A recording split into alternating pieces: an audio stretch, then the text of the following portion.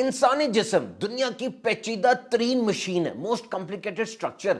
10 اس میں سسٹم کام کر رہے ہیں. یہ اسکیلیٹل ہڈیوں کا، یہ ہضم کا، ڈائجسٹو ہے، سانس کا، اور 78 آرگنز ہیں، مختلف عضو، آنکھ، جگر، گردہ، دل، پھیپھڑا، اور 5.6 لیٹر خون گردش کرتا ہے پورے جسم میں، اور دن میں 12,000 میل کا سفر طے کر لیتا ہے. اور 37 کھرب خلیے انسان کے جسم میں سیلز ہیں.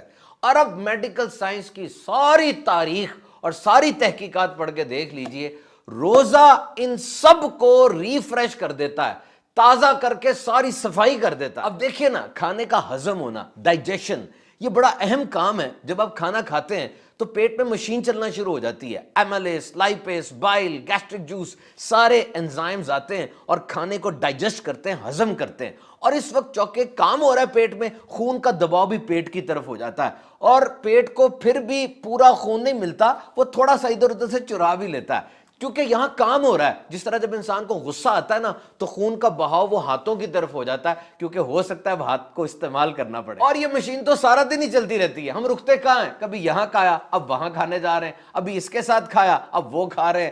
تو یہ چلتی رہتی ہے، یہ کام ہوتا رہتا ہے. لیکن روزے کے دوران یہ مشین رک گئی، پیٹ میں کھانا نہیں ہے، تو دماغ کو اب موقع مل گیا کئی دوسرے کام کرنے کا، اور وہ طاقت جو یہاں لگ رہی تھی اب وہ دیگر کاموں کی طرف لگے گی، جس میں ایک اہم ترین کام وہ ڈی ٹاکسیفیکیشن ہے، یعنی جسم سے زہریلے مواد کا اخراج.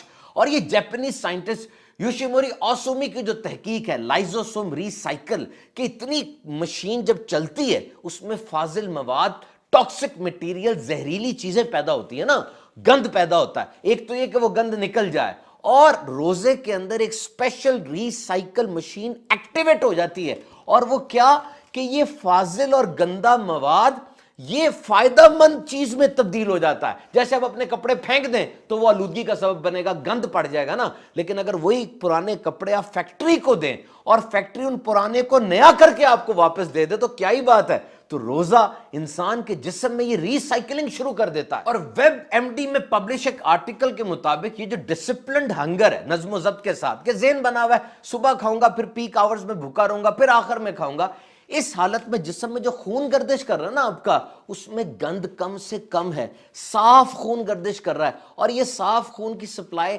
جب برین کو ملتی ہے، کلینر تھاٹس، بیٹر میموری اور انکریز شارپنس، یعنی پریشان کن نہیں بلکہ اچھی سوچیں آئیں گی، میموری، یادداشت تیز ہوگی، اور انسان کی کریٹیوٹی، کچھ نیا سوچنے کا اس کو ملے گا. اور جسم کے اندر گڈ ہارمون جو انڈورفنز ہیں، ڈوپامین ہیں، ان کی مقدار بڑھتی ہے تو مایوسیاں چھٹتی ہیں، اور روزہ انسان کو تازہ کر دیتا ہے. اور یہ لمفیٹک سسٹم، یعنی انسان کے جسم کے اندر جو اپنی آرمی ہوتی ہے جو باہر سے آنے والے جراثیموں کو، گندی چیزوں کو روکتی ہے یا پیچھے کرتی ہے، روزے کے اندر یہ ریفریش ہوتی ہے، اس کو بھی ایک تازگی ملتی ہے، اور پورا امیون سسٹم وہ زبردست انداز سے ورکنگ آرڈر میں آ جاتا ہے. اور یہ تو بالکل کلیئر ہے کہ روزے میں انسان کے اندر برداشت پیدا ہوتی ہے، فوکس اور مائنڈفلنس. آج جو دنیا میں نفسیاتی بیماریوں کا ایک سونامی آیا ہوا ہے اوور تھنکنگ کی وجہ سے، یعنی انسان زیادہ سوچ رہا ہے یا بہت زیادہ اس کی سوچیں ادھر ادھر بکھر رہی ہیں، روزہ سوچ کو سیٹ کر دیتا ہے کہ دیکھ بندے تو بھوکا، تو پیاسا صرف اللہ کی رضا کے لیے. مائنڈ سیٹ ہو گیا، فوکس سیٹ ہو گیا، اور اب یہ اچھلتا کودتا دماغ وہ بیلنسڈ اپروچ میں آ جائے گا، اعتدال کے اندر آ جائے گا. تو صحیح انداز سے اصولوں کے ساتھ روزے رکھنے والے انگزائٹی، ڈپریشن، ٹینشن سے بچیں گے انشاءاللہ. اور اب جو دنیا میں 2 ارب سے زیادہ لوگ اوور ویٹ ہے، ان کا وزن زیادہ ہے یا خطرناک حد تک زیادہ ہے، تو دیکھیے under proper medical guidance fasting can prove to be an effective, surest and easiest way to shell out excessive fats with an acceptable amount of side effects. صحیح طریقے سے روزہ آپ نے رکھا ہے تو جسم کی زائد چربی گھلنا شروع ہو جائے گی. دیکھیں آخری کھانا کون سا کھایا تھا؟ سحری کا نا. 9-10 بجے تک اس کی طاقت ملتی رہی، اس کے بعد طاقت تو چاہیے، کھانا نہیں ہے، تو جسم میں جو زائد چربی ہے وہ گھلے گی تاکہ انرجی ملے. اور ویسرل فیٹ، یعنی جو اندر کہیں جسم کے اعضاء کے اوپر چربی چڑی ہوتی ہے خطرناک، وہ بھی گھلے گی اور اوپر والی بھی گھلنا شروع ہوگی. لیکن یہ اس صورت میں ہوگا جب آپ اعتدال اور میانہ روی رکھیں گے.